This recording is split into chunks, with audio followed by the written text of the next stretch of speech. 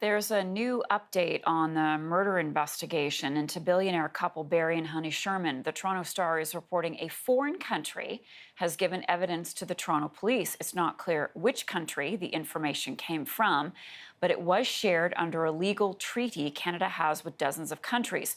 A search warrant has been reportedly served here in Canada sometime this fall as well.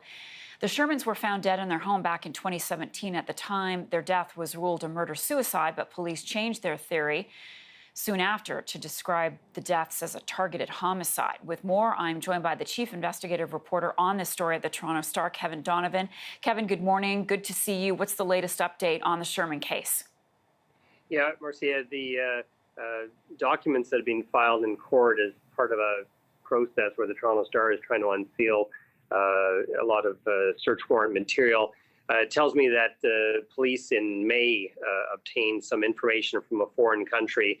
They won't say which one. It's one of 35 countries. My story, I've listed a couple of countries that do have this treaty. United States is, of course, one of them. Israel, Mexico, Austria is another country. This information, the police won't say what it is, but they said it's important to their case. And in a case that really hasn't done, as far as I could see, a lot in the last year, there's been a recent search warrant in September of this year, somewhere in Ontario, and 2 production orders. Production orders are a little bit different than search warrants. Production orders compel an entity like a bank or a cell phone company to release information to the police. So I'm getting a sense that a case that maybe had been a little bit quiet for a while is heating up. Heating up again. So where do you think then the investigation might go from here?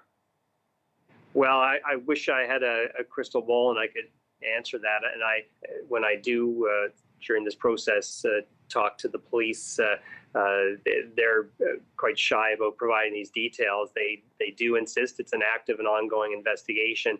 I have a real sense that they're trying to build a case and that they're struggling to do that. It's one thing to have theories in a search warrant, and by the way, they won't reveal those theories, except that they have a theory. It's one thing to do that. It's quite another thing to have something like that stand up in a court of law. And so I expect that they are getting some advice from Crown attorneys, and they're taking their time. Of course, for us on the other side, in the public and the media, 3 years just seems too long. This was a terrible crime that seemed to have been misdiagnosed in its early months. Do you get the sense, Kevin, that police are frustrated by the pace of the investigation? Yeah, I do get that sense. I think that when they do these search warrants and production orders, sometime it can take 6 months, let's say, before the entity, as they always refer to it, provides the information. I know that last year they had a wait of more than 6 months just to get the data they were trying to get. And then, of course, when they get that data, then they have to go through it and see what it means. I do think that they've said to me that they are contemplating more search warrants I think probably in the near future.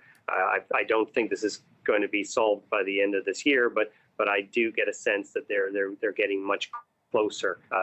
Exactly how close, I'm sorry, I can't say. All right, Kevin Donovan. Kevin, thank you so much. Kevin is the chief investigative reporter at the Toronto Star.